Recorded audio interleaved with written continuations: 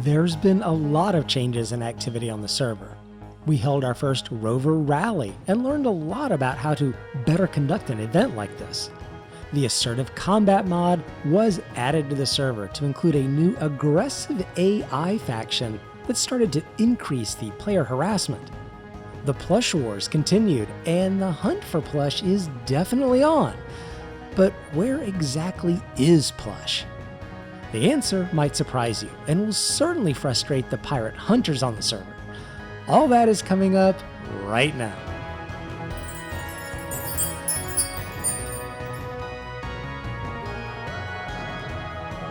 You might remember the giant flying solar array from a couple episodes ago. Well, it was moved to a desert location and acted as the central starting point for our Rover rally. The array produced a lot of electricity, making it a bit of a statement, and the plan was that I'd fly the whole array into the air and follow the racers on the ground using cameras. Around the base of the array, I placed a few docks and landing pads and added some pillars around the perimeter to mark this starting box for the racers. The racers didn't know where they were going and would only be given the endpoint coordinates just a few minutes before the race. Now, there were also some build constraints given around the rovers.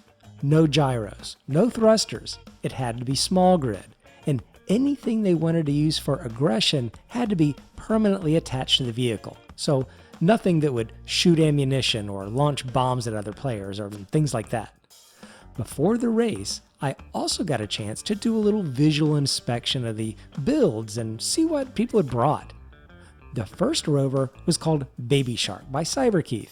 It was definitely a stylish little build that sported a grinder on the front for enemies, and a little detail I really liked was the fact that it had a door that led to some sort of interior.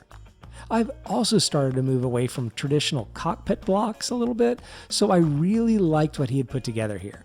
He also had his carrier ship there that was pretty well armed, and he had a large grid version of Baby Shark, which also had an interior and some co-pilot controls. I liked this build too. Both these rovers were obviously styled after one another. Across the way, we had Bright Thread, with his rover painted out with a little bit of silver, and overall, it was a very simple, sleek, low build. I like seeing the utilization of the small connector on the build, and I don't know if it was a functional touch or just something for extra bling, but he had the generator with the pistons running on it, which, you gotta give extra points for that kind of thing. His carrier also seemed very fit to purpose, with the blast door blocks on a hinged ramp as an exit strategy for the rover. Overall, just a very nice build. Clean, simple, and definitely looks like it could get the job done. Next, we had Feku with his extremely low-profile rover, called Thrasher. We see him here doing some jumping tests. Maybe that's part of his overall race strategy, to jump over obstacles or something. In the front of the rover, he has a whole array of mining drills. Now, performing mining is not directly part of this race challenge, so I guess he's going to use these offensively to either drill or ram other racers. Looking around back, he seems he's also added some extra blocks back here as counterbalance for the heavy drills. Probably to help keep things stable with those jumps. And without the use of a gyro, having a balanced rover to land evenly is definitely a good thing. And you may not have noticed it, but he has even gone with a protective block dead center in front of his cockpit. So he's thinking a lot about the aggression aspect of this race as much as the actual race itself. Now, moving on over here to this glitter ship, we have an absolute minimalistic bare bones rover. I mean, this thing is just a set of wheels and batteries with a cockpit to drive, and the required antenna, which was going to be used to track the racers during the race. It's definitely the most minimalistic build I've seen so far. But just to add a little bit to the glitter bomb that's his carrier, he's got a set of 3 flashing strobes, which, if you're going to have a glitter ship, seems to be a very appropriate addition. So this addition to the race is a unique looking design, but you never know what it's going to take to win this race. There was also another player that came to the race, Boromino, but he came with a spectatorship to observe the race and help keep track of where people are, because it's quite possible that the racers could split up, take different routes, and it could get a little hard to actually track where everyone is. So this was going to be very helpful for me as the broadcaster and commentator during the race. Spectators and supporters are always welcome. Now, just to show off the camaraderie of the racers, our fifth participant didn't quite have a regulation-ready rover. So another racer quickly put together a rover he could lend out, so everyone could participate. We just all referred to it as Free Rover. And I liked the way the community came together to make it good for everybody. While that was happening, it was time to get the broadcast booth launched, hovered, and ready to do some race coverage. But like any real-life race, we had a bit of a delay. Not from rain, but from an unexpected sandstorm that decided to blow through at the last minute. It also came right as it was starting to get dark. Having driven rovers on the ground, it can be hard enough to see when it's nighttime.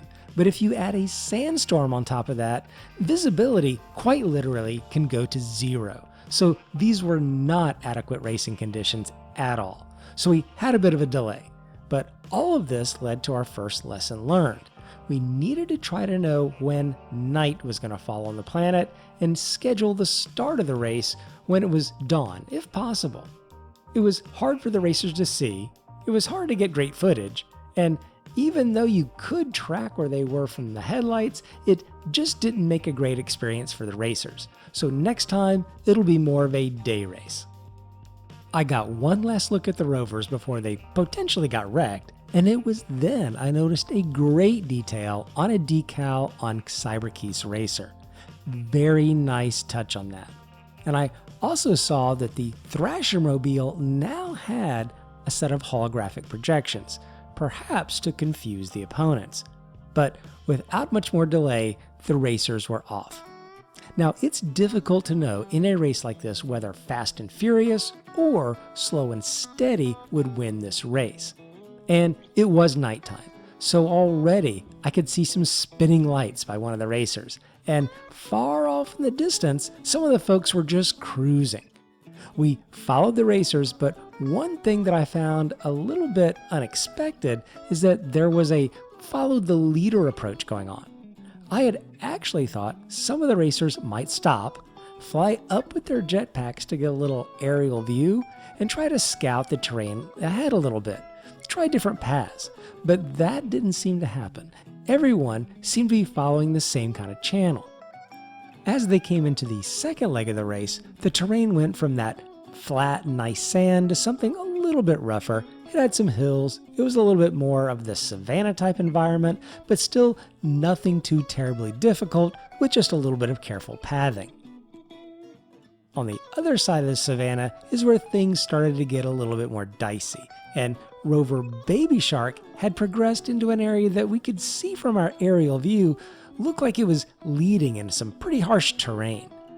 They couldn't see it from the ground level, but had they bore more to the left as they approached these mountains, there was definitely some easier ways around and over the mountain pass.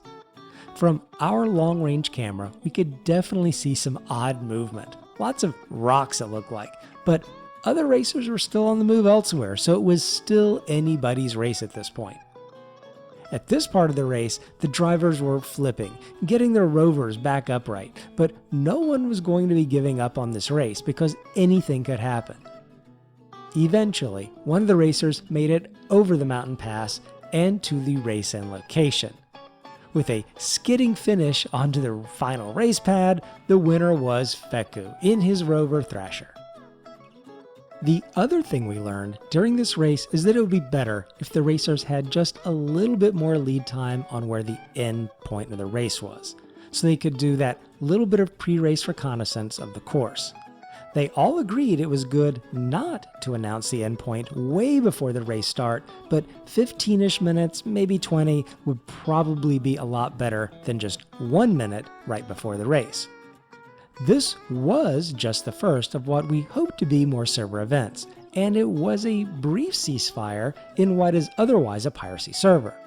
But the pirate, or should I say for the anti-pirates, the question on the table was, what's going on with Plush? I think almost the next day while I was busy at work, my base got raided. Everybody was really good about it, and they were posting messages and whatnot in Discord.